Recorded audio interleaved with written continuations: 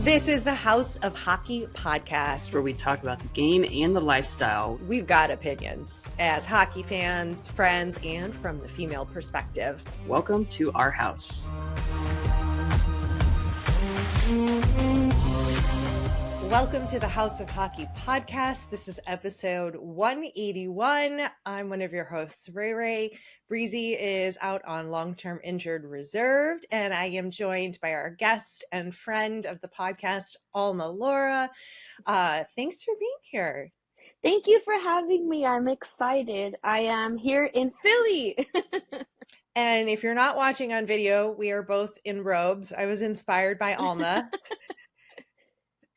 She's living it up on the road, following her favorite player, Timo Meier, getting in another game. And she's in a hotel in a luxurious hotel bathrobe. And I said, well, should I put mine on?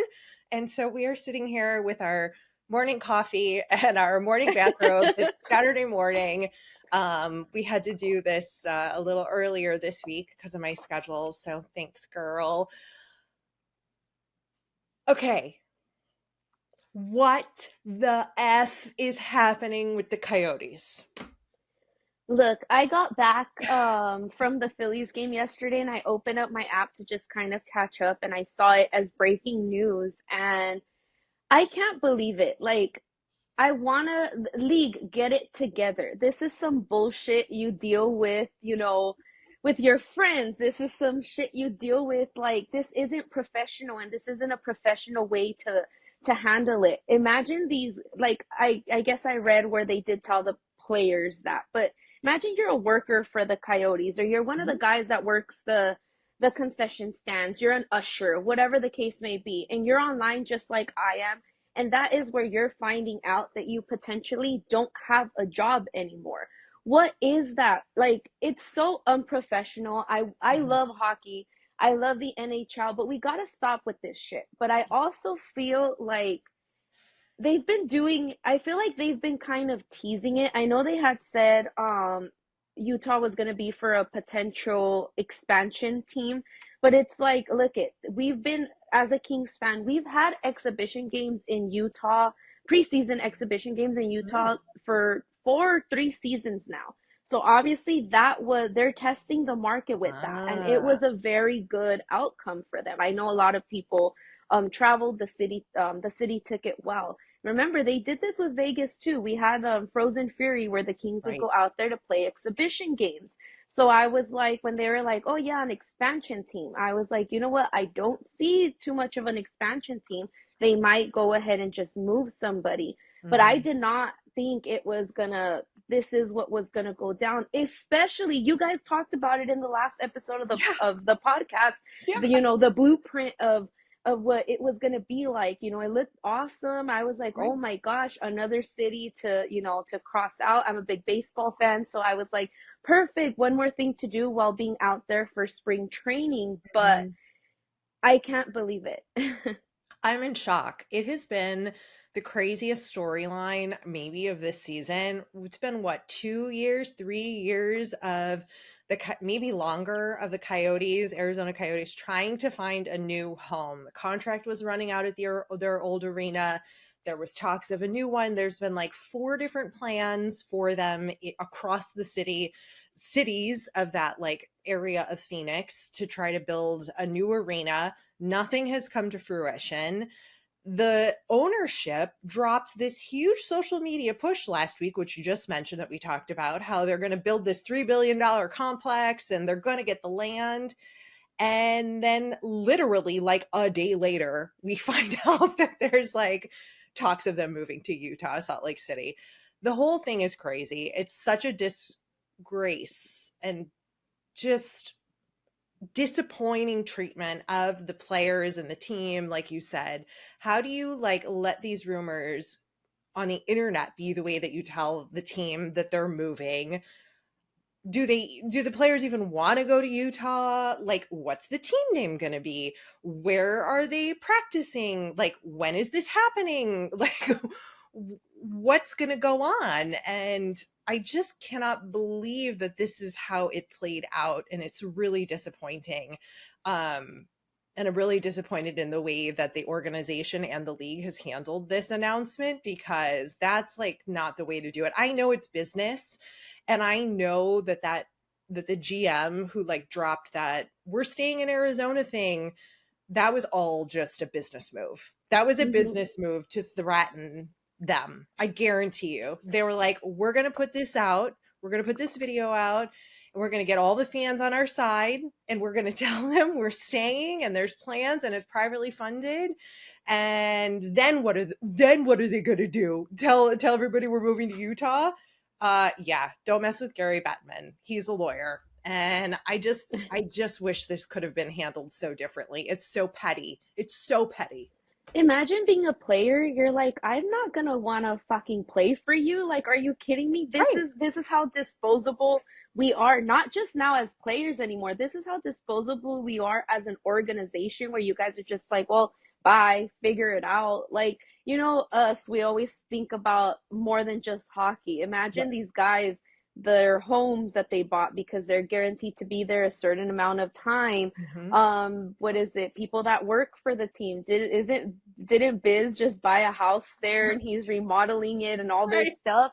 And it's like you stop to think about that, and it's like, imagine us, we're right here, me on vacation, and I find out online, hey, you're getting fired, and I'm over here living the life, and it's like, oh wait, what? Like, Uh-huh. what's going on?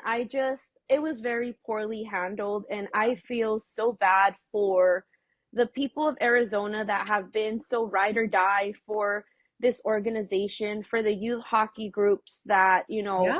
are there. You're trying to essentially grow the sport, and then you do some shit like this. Let's not forget, you can't say, oh, well, Arizona's not a hockey town. Let's not forget, Austin Matthews Mm-hmm. is from Arizona, and look at where he is now, on pace to, what is it? On pace to All score, I don't 70. know how, yeah, Almost to on 70 goals. pace to do that. So that's telling you that having a team in the state helps you grow the game. This isn't the way to do it. Yes, you're going to move it to Utah. It's probably going to be awesome. It's probably going to be amazing. We'll probably be talking about taking a trip out there Right. to check it out. But this is just not the way to do it. If you're trying to grow the game, this isn't it. No, this is not how you make an announcement with a big move like this. Like, this was so butchered. And I just feel like I'm going to go out on a limb and assume that it has to do with the current owners of the Coyotes. I don't think that this is how Gary would have wanted to handle it, right? We've seen the huge success of the launch of the Kraken, of the Golden Knights. Mm-hmm. Yeah, those are expansion teams, but I feel like when you move a team, it's just as important. And on the other side, like, I guess there's a lot of hockey fans in Salt Lake, and they're super pumped that they finally get a team. And even like up in the Idaho, Montana area, right? Like, you've got a team there now where you haven't before. And I know that the Utah Jazz ownership is the rumored owners. They're going to be the ones buying the team probably. So, it's hopefully good. I haven't heard any negative things about that ownership group. So I think that could be good for the future of the league. And then there's this talk that they're going to, in 5 years from now or something, Arizona can try to get another team again. It's like, what? They're just saying that. That's a bunch of bullshit. Nobody, that's not going to happen. It's going to be like this Atlanta nonsense where it's like, Yeah. oh, well, maybe in time we'll come back. And it's been how many years since Atlanta lost the Thrashers? Yeah. I don't think Arizona's ever going to get another team. And to your point, too, about the youth organizations there is a huge hockey community there. And that's so sad that they don't have that anymore. And I think the only people we can really point a finger at, or at least raise an eyebrow at, is the current owner of the Coyotes. Yeah, it sucks. I personally, selfishly, I loved going to Arizona when they were at their old arena, because I've always said that was my favorite arena to go to. There was a hotel right next to it. Oh, It was nice. perfect. After the games, you come out to like just a ton of restaurants, a ton of bars. It catered to everybody, and that Mhm. was just such a fun environment. So when they were talking about moving them, I was like, I get it. I think people were saying it was a long drive, a lot of traffic. They weren't, generating ticket sales and all that, and all that stuff. So I understand it. But then you stop to think about now, well, I'm pretty sure everybody's thinking about it. Well, damn, we should have just renewed a contract. Maybe we would have stayed there. Maybe we would have saved the team. All these what ifs, and it just sucks to be sitting here and being like, well, shit, we don't have a team. I know. It's just happening with a snap of a finger so quickly, so bizarrely. Let's talk about something a little fun, though, that comes with this. Names. What is going to be the new name of the team? I'm assuming they're going to get a new name. Obviously, I don't think you can call them the Arizona Coyotes. I don't think that's an option. And I'm sure they're going to want to try to come up with a new name, of course, and new branding and things like that. So here are some of the popular names being floated. The Yeti, Stag, Mountaineers. That all ties into the mountainous terrain. You have the Golden Eagles, which is a nickname that was used for the IHL team that thrived in the 80s there. The Hive or Stingers, because I guess Utah is the beehive state. Fun facts. Didn't know shit about Utah until today. The Saints or Pioneers, it could be an homage to the Mormon settlers. And then the Blizzard, but with two Z's, because it would keep with winter theme and go with the Jazz name with the double Z's. And then also, would the team be called Salt Lake City, or would it be Utah? Are we going with the city name, or are we going with the state? What do you like? What grabs you initially? I like Blizzard because I like it to kind of just tie in. Like I've always been a tad jealous of what is it, Chicago, because it's like, oh, they have the Chicago Bears and the Chicago Cubs. I think that's adorable. Yeah. And then like even with Pittsburgh, all their sports teams have the same colorway. Like that's Right. so awesome. But I like the Blizzard, and I feel like their mascot could be the Yeti. Ooh, I like that. Okay, the only problem I see with the Blizzard is the internet is going to start with the Dairy Queen jokes. Oh, that's true. Because Hey, screw it. If I was a fan, I'd own it. I'd be like, all right, cool. yeah, But no, I think it would be cute so that you could have the, what is it, like Seattle, how they paid homage to the, what is it, to the troll under the yeah, bridge, that one like art yeah. sculpture, and that's where Bowie came from. So I was like, oh, they could do the Yeti. I love this. I think you're onto something, and I think you're going to be really close to being right.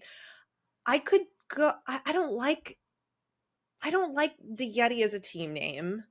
I don't want anything to do with bees, hives, stingers. I feel like that's not hockey. I feel like that's like, no offense to anybody that plays beer league, but I feel like that's a beer league team name. Totally. It's giving me like soccer vibes, because there was a soccer team in Chicago many, many years ago called the Sting, I think, or the Stingers. So I have a judgment there, but maybe it's okay. I think Saints, I like that for football. Pioneers, that feels like college football to me. Golden Eagles, that feels footballish to me. And then you're like running into the Golden Knights, and then you have the Golden Eagles. I think that's like too similar. So I guess you're right. Like, of all the names, Blizzard. Let's go with the Utah Blizzard. Yeah. Yeah, and that's Utah what I was gonna Blizzard. tell you now. I like Utah. I don't like Salt Lake City. Like I think Utah, keep it just, I mean, it has a nice ring to it. Yeah. Rolls off the tongue. Utah Blizzard. The Yeti is their mascot. Okay, done. We've solved the problem. Should we just Yay! we'll get in touch with the Jazz owners and tell them what we think. I'm sure there's a poll somewhere we can vote. We'll just put our 2 cents in and just let everybody know we figured it out. I can't wait until we're right, Yes. Alma, because we're gonna be right. You heard it here first, guys. We said it. We did it. NHL, you want to send us a paycheck? We're here. We're here all day. We will gladly take it so that we can just go to hockey games and quit our jobs. Thank you so much. Exactly. We love you, Gary. All right. You're in Philly. We briefly touched on that. Tell everybody. So you're going to the game. So today's Saturday. So you're going to the Devils at Flyers. Yes, so I had no idea it was a big weekend in Philly this weekend.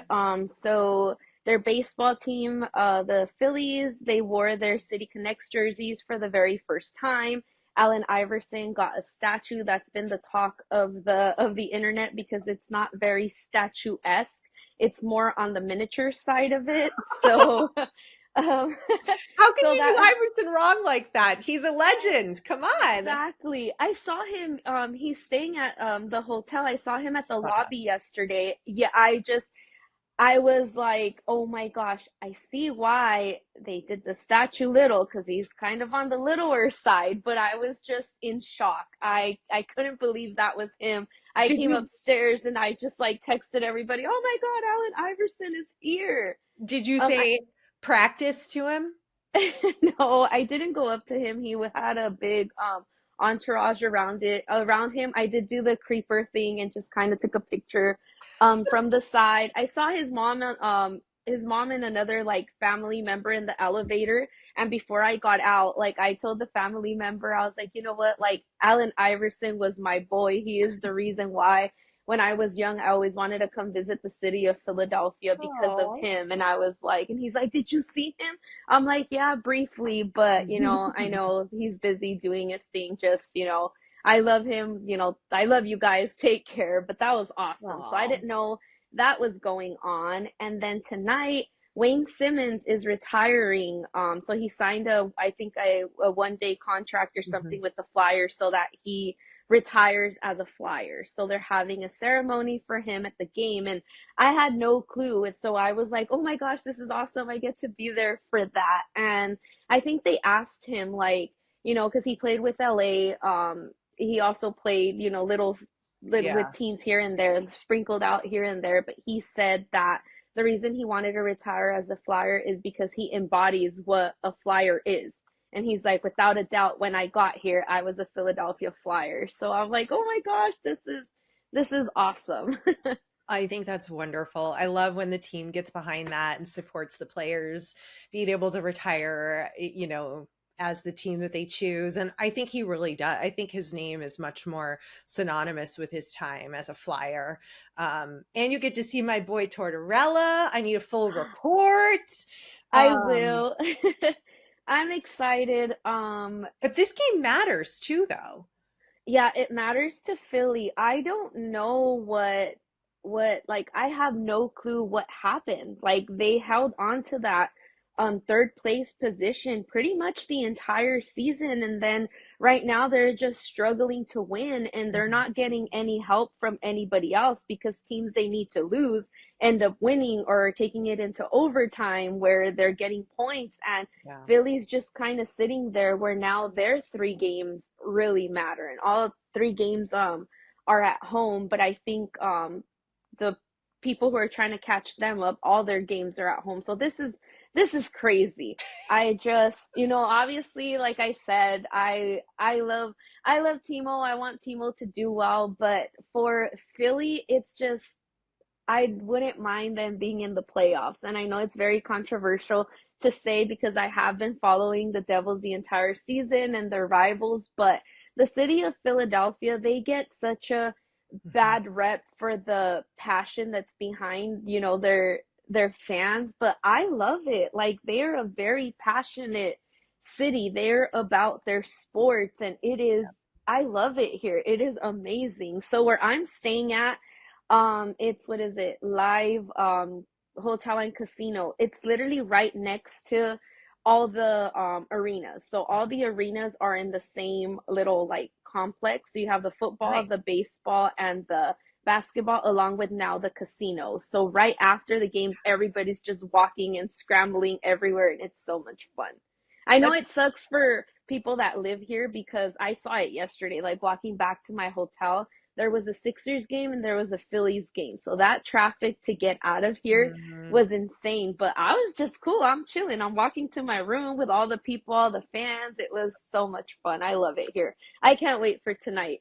It's going to be so much fun. I can't wait to hear all about it from you. But we've got to talk about a couple other teams that have clinched playoff spots. So your LA Kings clinched. Finally! I'm so excited, but I'm scared. This is the second year in a row, right? Third. Second or Mhm. third? Third. Third. Yeah. Excuse me. You better get it right, Ray. No, this is the third year, and the way things are going, it appears we might be playing Edmonton yet again in the first round, and that is not what I wanted. Not to say, oh, I'm scared. Playoffs, whole new ball game. You start at zero. What happens in the regular season doesn't really matter in the playoffs. Anything can happen, but I just rather not.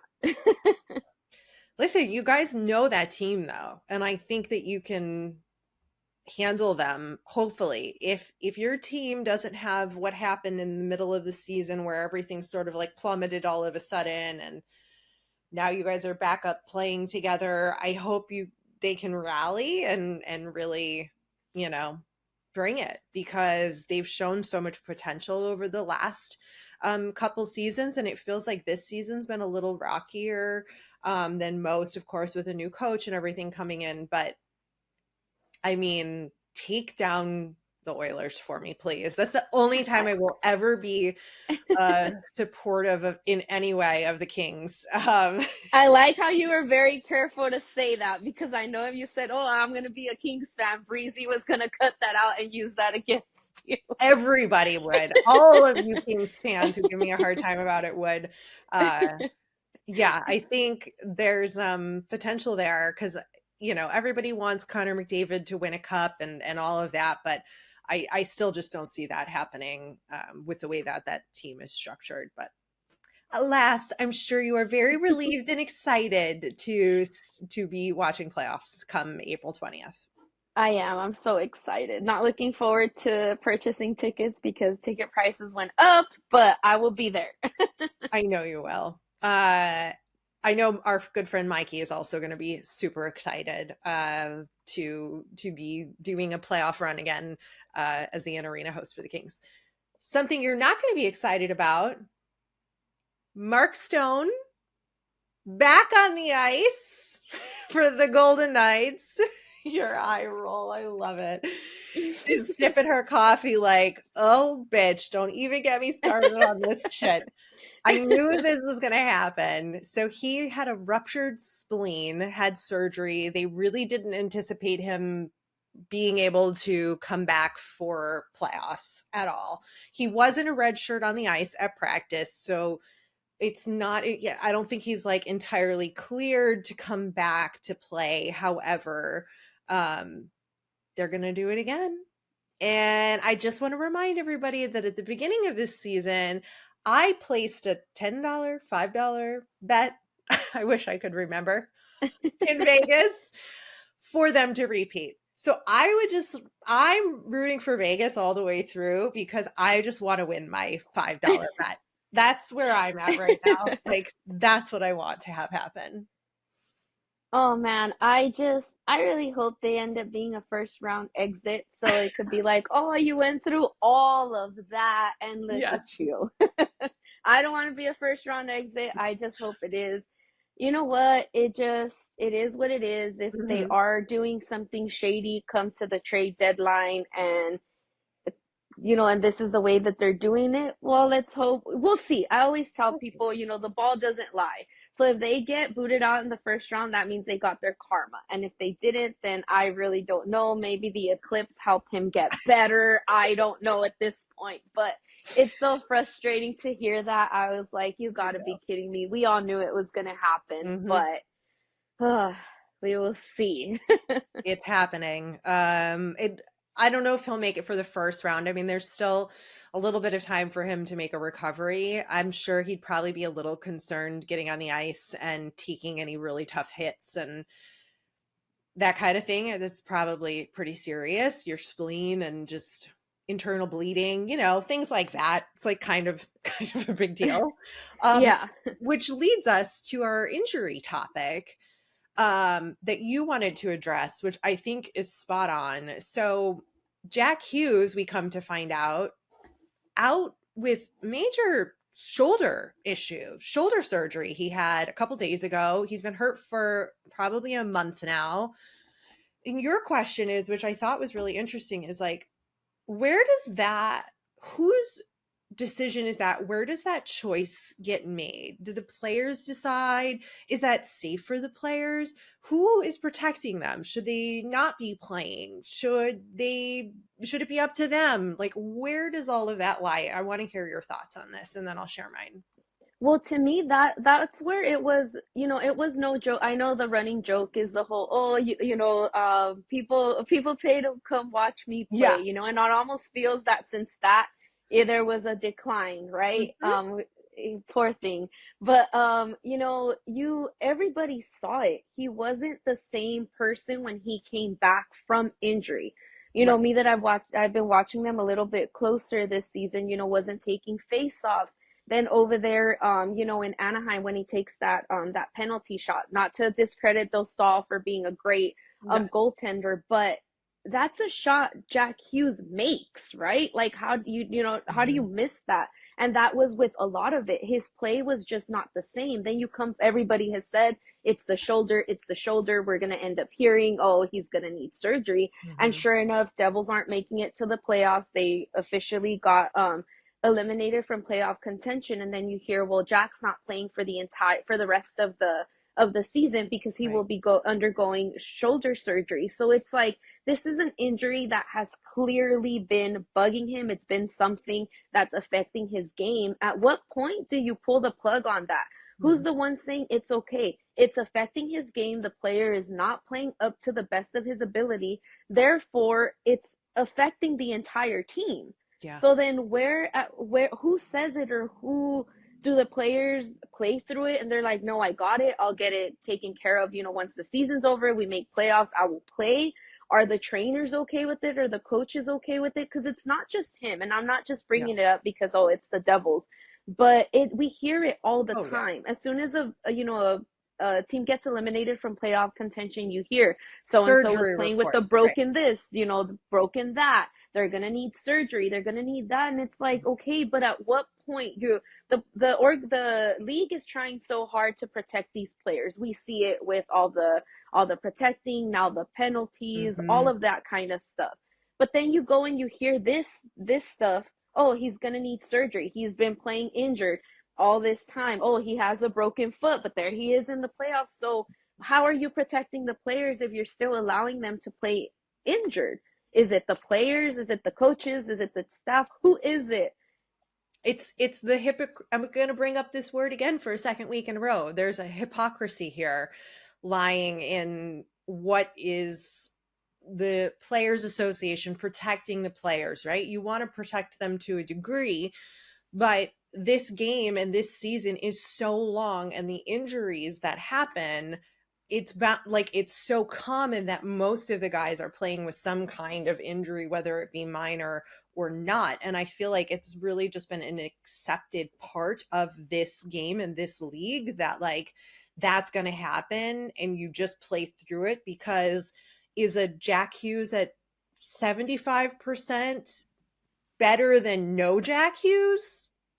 Except when you miss your penalty shot when it matters. Like, right, there's a million reasons why that goal couldn't have gone in. I'm just using that as an example, right? Mm-hmm. Like, is that better or is it not? And I'm sure that's probably been a lot of his frustration we've seen on the ice as well. When you're injured and you have the ability to do the things that you can do, but you can't do it to your full potential because you're hurt. And I don't know who, I feel like that's a really blurred line in this sport of the players, I'm sure, have a say. Like they have a say to a degree. And I think that liability falls on them, because if a trainer, a coach is saying, you're too hurt. This isn't going to be good. Da da da da da. We don't recommend you play. But if the player is like, I can do it, I want to do it, I feel like it's like a multi-person conversation that goes down, because there are coaches out there who really do look out for the well-being of their players and would say like, no, we need you for, depending on how old they are or whatever. No, we need you for the next 4 years. I can't have you making an injury worse. And I think it also depends on the level of the injury, or the what's really wrong. What's really wrong with Jack's shoulder? Is it minor enough where he can continue to play through it? It's not going to get any worse. I doubt that. Like any injury, you start building up scar tissue. It starts to heal on its own. You can't like put a shoulder in it. Like to heal a shoulder, you have to have your arm like in a sling, immobile. Like you can't be immobile when you play hockey, you know? So I don't know. I think it's something that the players decide and know is sort of part of what's expected. Is it right? Is it wrong? I don't know.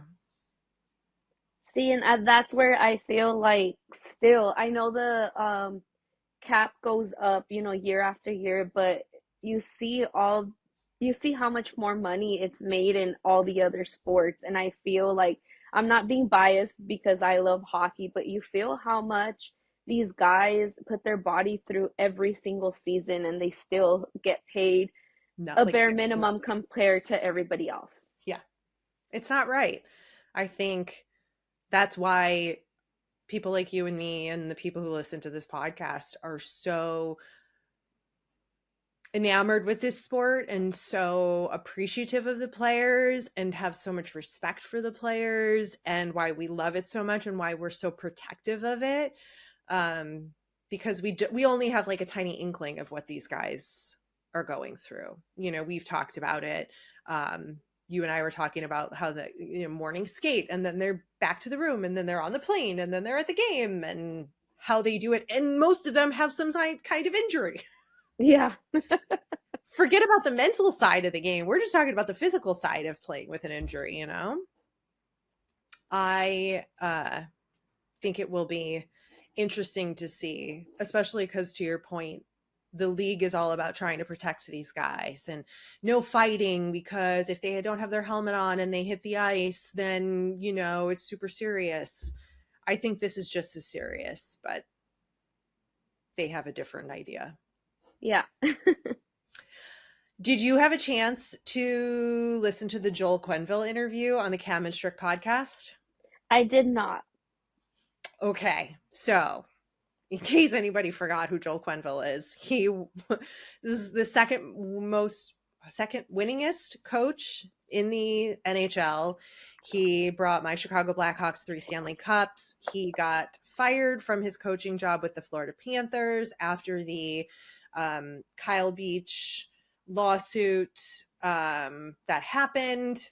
He finally, for the first time in several years, has spoken publicly about the whole situation. And while he didn't address everything, and there were definitely some of the questions that the interviewer asked that he was like, I don't feel comfortable talking about that, or I don't want to talk about that, which I think is understandable. And he did share quite a bit. And I think the biggest thing that I gained from it is that he owned up to his mistakes. Very admittedly, was like, I should have done more for Kyle. When I heard that there was a video coach bothering the guys in the minors, I didn't ask more questions. I didn't check in to make sure they were really okay. And he's like, and that is what I should have done and could have done better. And he takes full responsibility for that. He also sort of explained and painted the picture of where his role in that organization was as well. Like he made it sound like his lane was just the coaching lane and that he wasn't to be involved in any of the other decisions that were being made. And he even called the leaders and president and GM the law firm. So that's painting a picture of sort of how that organization was run. Doesn't matter. And he wasn't like blaming, he wasn't trying to make excuses by any means. He was just trying to sort of give some context of what it was like for him in that moment in time. And he's very quick to say that he could have done better. He should have done better. He's done a lot of work off the ice, learning more about sexual abuse victims, how to handle that. He's even speaking to the coaches and GMs in the league about what to do if something like this happens. I feel like that's a little bit of penance that he has to pay, which is fine, because we should fucking learn from this experience, and we should be able to learn from our mistakes. And he really feels like he deserves a second chance to coach again. And I think he does. And I'm sure people are going to be up in arms that I said that. Based on what I heard from him and his statements of saying that he did not know sexual abuse was even on the table, that was not what was said to him. That first initial, like, one meeting that was 5 minutes long, where they were like, yeah, the video coach has been bugging, he used the phrase like, they've been bugging the players on the Rockford team. And he said his understanding when he left that meeting was that that it would be handled, and that they were just letting him know what was going on. And then Kyle was fired, or not Kyle, the video coach was fired, a couple weeks later. So yeah, you should go and listen to the interview, because the guy did a really great job. He asked every single question you would have wanted to ask him and didn't hold back. And I really appreciated that. And Quinnville really stuck in there and took the heat and answered what he could. And he really wants to coach again. And I think he would never let that happen again to another player. Well, just right now, you explaining, you giving me the cliff notes of that. Like, I was just taken aback a little bit, because when stuff like this happens, all you ever want to hear from somebody is they're owning up to it.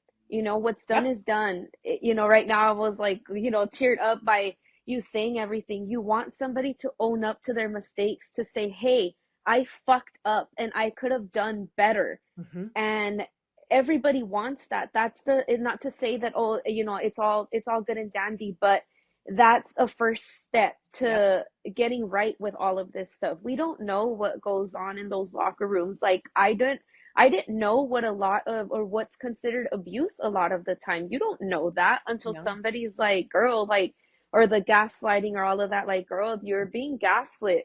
What? Why? Right. Because that's not how somebody's supposed to talk to you. That's not how somebody's supposed to treat you. That's not how somebody's supposed to put their hands on you. Like, all of that stuff. And I know now, more people are talking about it. More people are bringing awareness to it. I'm not, like you said, I'm not saying, oh, 10 years ago when this happened that it was okay. Right. Because it never is. But the fact that, like, to sit there, it takes a lot of guts to sit there and admit, hey, I screwed up. Mm-hmm. So the fact that, like you said, yeah, right now he's paying his dues and going to talk to people about it. But that, I feel like that we need to talk about it. It Yeah. needs to be talked about, even in the league. Like we said, we're so enamored by these players. We admire them and all of that stuff. They need to, all this, it needs to be brought up to them. It needs to be like, locker room, this is right, this isn't wrong. Who's Yeah. to say that it's not happened a lot more often with these guys, under these guys' noses, and they don't even know it, because it's like, wait, that's abuse. So I'm just like you, and I know that we might get a little bit of backlash, but everybody deserves a second chance, and he's paying his dues. He admitted to his wrongs. Why not? Right. I think it's it's the only way to handle this kind of situation, and we see it play out incorrectly so many times with celebrities, famous people, whatever, where they don't just admit to their wrong and take their responsibility. And I think the moment you can take responsibility for your actions, instead of trying to deny it, blame, play victim, nothing. Quinnville did none of that. In my opinion, and I respect him for that. And I think that's all you can ask for. And he even said, they were like, okay, if you get another coaching job, what's going to be your first like step? And he is like, I will sit down with every single owner, GM, president, and I will find out what is our protocol to handle issues like this and or other things. We need to all be on the same page of how do we handle this? What is our plan? And how, what do we do? And I think, what more do you want from a coach? It's not just Quinnville's responsibility either. Like, this wasn't just Quinnville's responsibility. Everybody else got fired that was involved in this as well. So, it's not just him. And I feel like he really got the brunt of it and had to play the public hanging for this, because he is the coach and it's easy to put that on him. And hopefully he will get to return to the bench. And he certainly pleaded his case very publicly, and he'll have more meetings, I'm sure, in time. And if he doesn't, that's the way it goes. And here we are, There was something else you said that I was going to comment on. And I don't, it's like so not to compare Quinnville to Babcock, but like you've got a Babcock who's got this like proven track record of inappropriate relationships with players, and you let him get hired by Columbus, and then almost immediately something goes awry and now he's fired. And Babcock has not come out and spoken.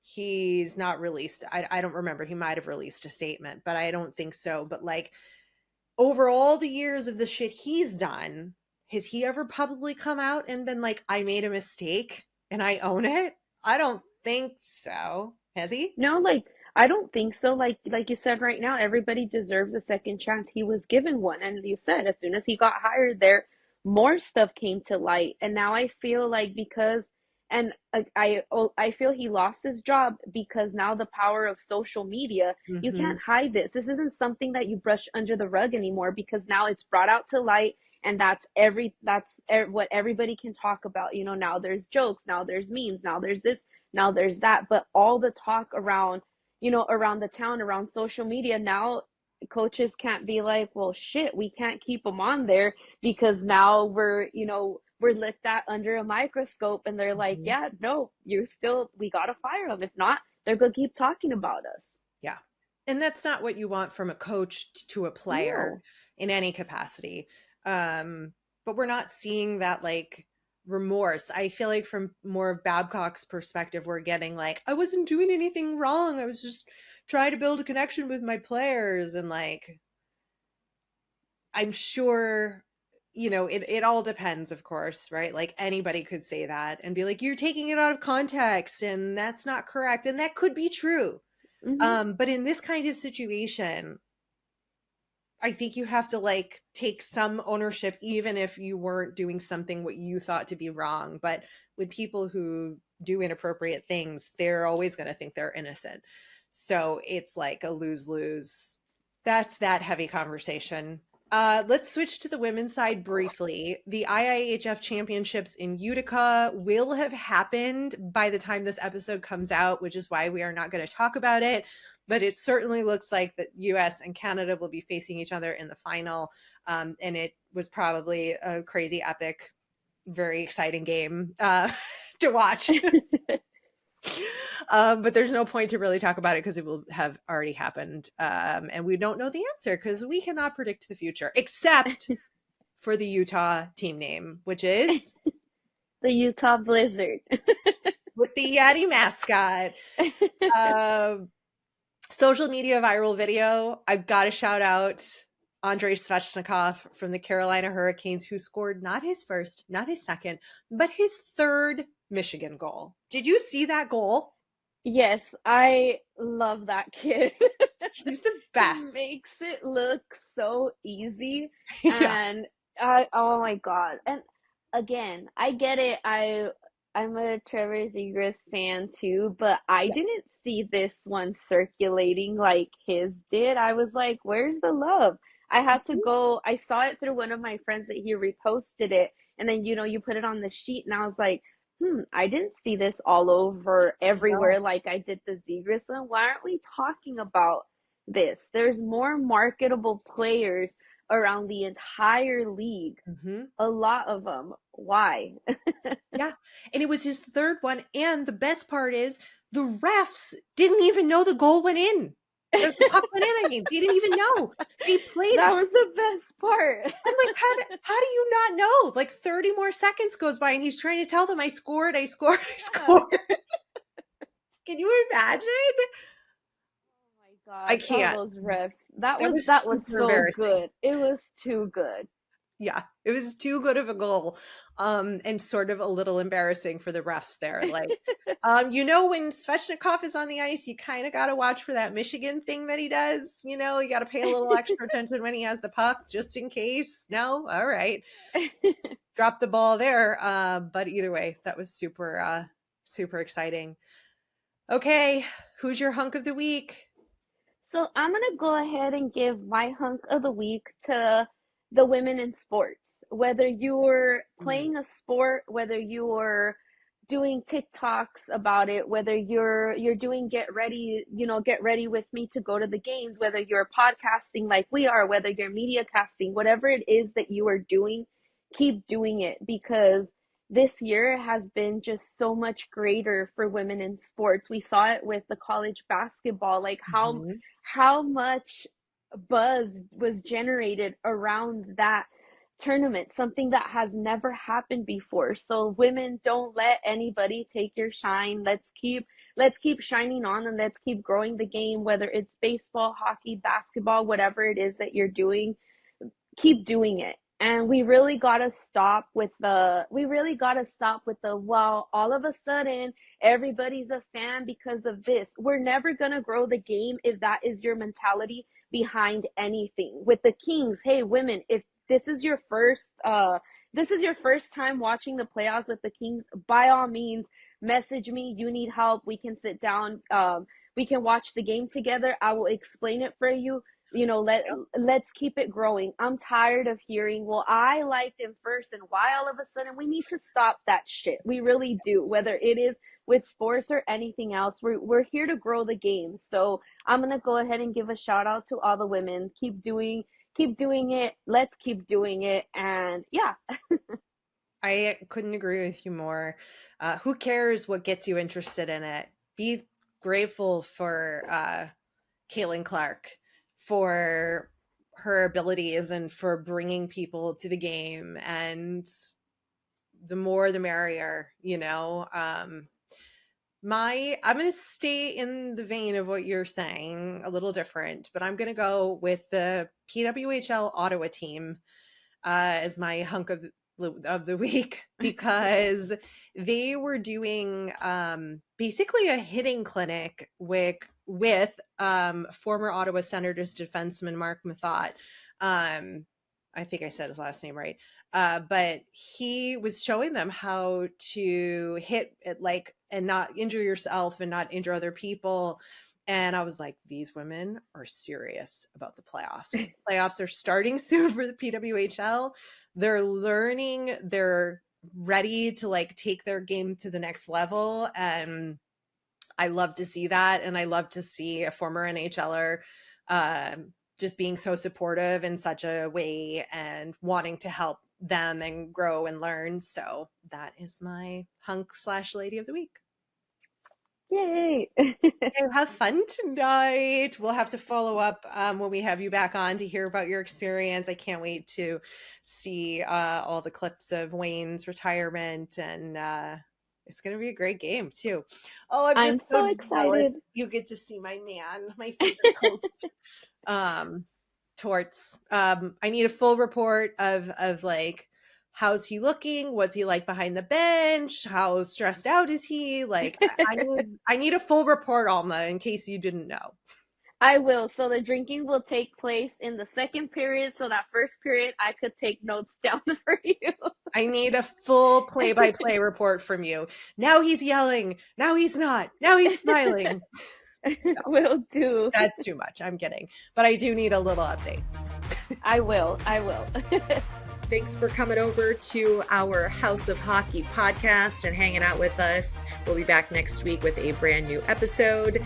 And in the meantime, you can follow us on social media. Just look for House of Hockey podcast. We'll be back next week.